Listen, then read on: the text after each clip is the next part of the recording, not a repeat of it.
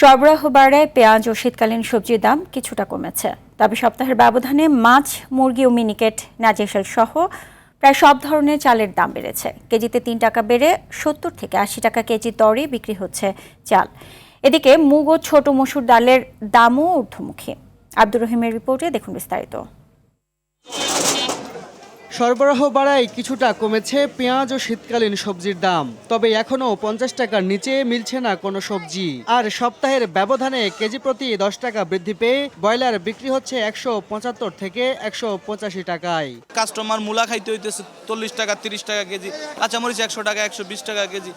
তাহলে সর্বাধিক তাকাইলে দেখা যাচ্ছে অন্য বছর তুলনায় এই বছর সবজির দামটা এখনো চড়াই আছে।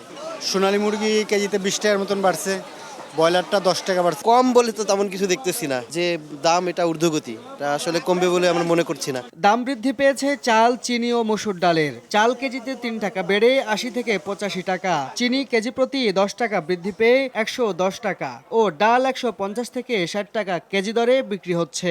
যে তেল ছিল ১৮৭ টাকা লিটার, এখন ১৯৫ টাকা লিটার। চিনি ছিল ৯৫ টাকা এক সপ্তাহ আগেও, এখন ১০৫ টাকা। দেশের মানুষের দৃষ্টিশক্তিকে সুরক্ষিত রাখার প্রত্যয় নিয়ে এলো সেফ এলইডি লাইট। যে ছোট মসুর ডালটা ছিল ১৬০, এখন ১৭৫ টাকা। কিন্তু সরবরাহ কোনো ঘাটতি না, দাম বাড়তেছে। দাম বাড়ার কারণ যারা এলসি করে, যারা আমদানিকারক, সব কিছু তাদের হাতে।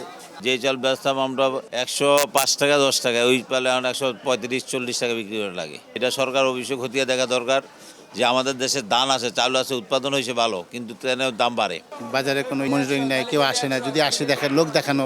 সবজির দাম কমায় খুশি ক্রেতা ও বিক্রেতা উভয়ই। তবে মাছ, মাংস ও মুদি পণ্যের দাম কিছুটা ঊর্ধ্বমুখী রয়েছে।